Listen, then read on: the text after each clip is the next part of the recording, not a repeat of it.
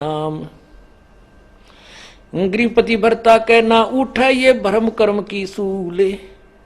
आन उपासी जलत हैं पड़िया युगन युगन भूल। जैसे जो सच्चा भक्त होता है उसने एक परमात्मा के नाम को स्वीकार कर लिया, ज्ञान ग्रहण कर लिया, तो वो फिर बाद में शंका नहीं करता अपने गुरुदेव की किसी भी क्रिया में, तो वो भक्त है। पतिभरता उठे पतिभरता के ना उठे ये भरम कर्म की सूल यानी उसके अंदर ये कांटा सा नहीं चुभता कि ऐसा नहीं करना चाहिए था, गुरुजी ने ऐसा कैसे कह दिया, ऐसा नहीं हो सकता, ये नहीं करना चाहिए था, ऐसा हो गया, फलान हो गया। कहते वो पतिव्रता यानी वो भक्त नहीं है।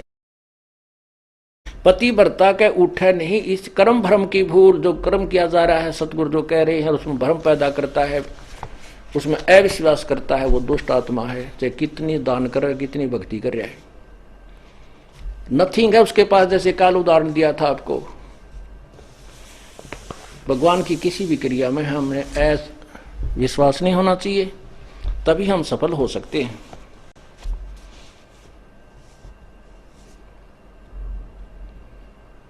अब जैसे परमात्मा ने लीला की थी, एक गणिका को एक बेटी थी जो वैसा प्रसिद्ध थी, लेकिन बाद में वो अपने कर्म धर्म को सुधार चुकी थी, प्रभु के चरणों में अधिक लगती थी। क्योंकि जिसने अपने पाप पिछले दिखते हैं वो ज्यादा निकट आता संतों के, और वो नकली भक्तों को सुहाई नहीं।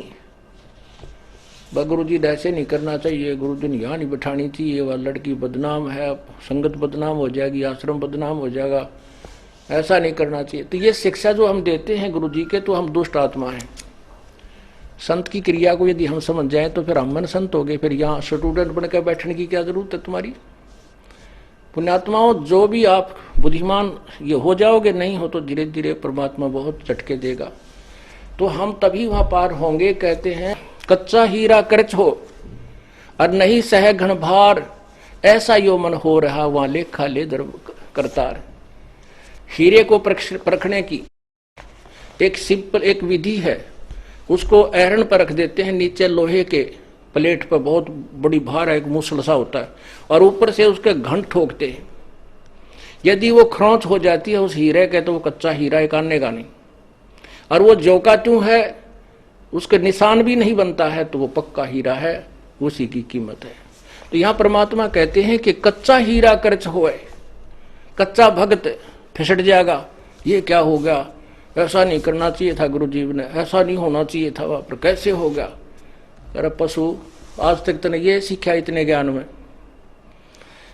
तो परमात्मा कहते हैं कच्चा हीरा कर्च हो नहीं सह घन भार घन मार, ऐसा यो मन हो रहे तो लेखा लेकर तार। पक्का हीरा बनोगे तो कीमत है, कच्चे की कितनी। और परमात्मा कहते शीश तुम्हारा जाएगा कर सतगुरु को दान,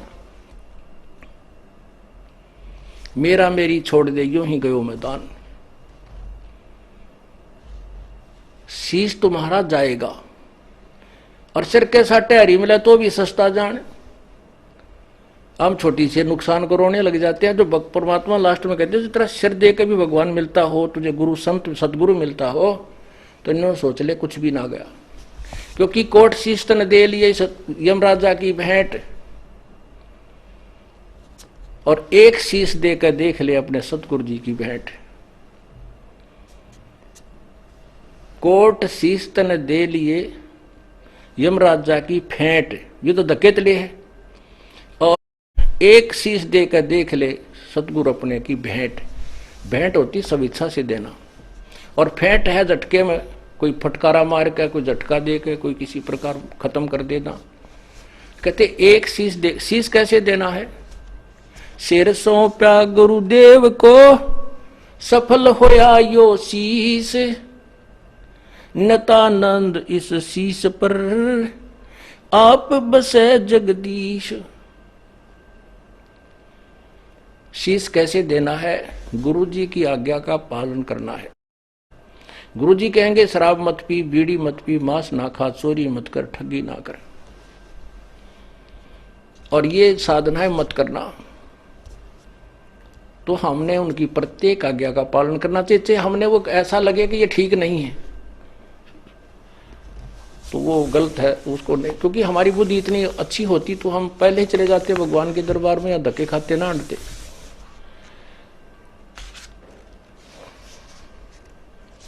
तो इस प्रकार हमने साधना को सच्चे दिल से करना है। अब सिर कैसे सौंपना होता है। एक शिष्य के 4-5 शिष्य थे, एक गुरु के 4-5 शिष्य थे, आश्रम में ही रहते थे। उन सबको शिक्षा दिया करते थे भाई गुरु के वचन की अवहेलना नहीं करनी चाहिए। गुरु शिरोधार्य होता है, उसके प्रति किसी अपवचन भी हमने नहीं सुनने चाहिए, ना कहने चाहिए, ना बोलने चाहिए, ना सोचने भी नहीं चाहिए।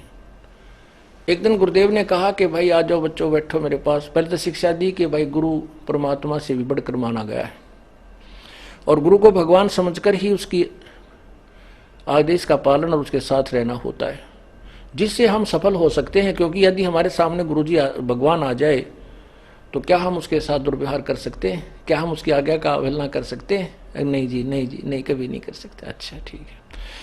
क्या हम गुरु भगवान को किसी ऐसी पीड़ा दे सकते हैं जो हमें, जो क्या दे सकते हो कोई पीड़ा? नहीं जी, भगवान की तरफ तेन हाथ भी ना कर जा। तो कुछ देर के बाद वो गुरु जी कहता भी मेरी आज्ञा है कि तुम 5-5 जूते मेरे सिर में लगाओ। आप सभी 5-5 जूते निकालो अपने और मेरे सिर में मारो। अब सब स्तब्ध हो गए कि एक तरफ तो गुरु भगवान होता है, दूसरी तरफ उसकी आज्ञा का पालन, वो भी उल्लंघन। अगर नहीं मारेंगे तो हम। तब एक भक्त ने काफी देर के बाद अपना जूता निकाला और गुरुजी के चरणों के निकट जाकर के अपने सिर में 5 मारे। संत जी ने कहा बेटा डांडी मत मारे, तेरे सिर में नहीं कहा, मैंने मेरे सिर में कहा है। तब उसने कहा गुरुदेव ये दास का शीश भी तो आप ही का तो है, आपके शीश पे मार रहा हूं। तब उसको सीने से लगा लिया। धन्य है बेटा, बुद्धि भी चाहिए थोड़ी सी इस भक्ति मार्ग में। अकलबंद एक घना, बिना अकल क्या लख। तो ऐसे परमात्मा कहते हैं सिर सौंपया गुरुदेव को, सफल हुआ यो शीश। संत जी कह रहे हैं और नितानंद इस शीश पे आप बस जगदीशी। मारा रहा नहीं उसका है, इसने मारो तो छोड़ो, रखो तो खत्म करे, तो काल भी अड़प लेगा किसी दिन। भगवान लेगा तो ठीक ठिकाने तो रखेगा, मनुष्य जन्म दे देगा तो किरा कित गधा बना के छोड़ देगा। इसलिए हमने अपने परमपिता पर पूर्ण विश्वास रखना चाहिए।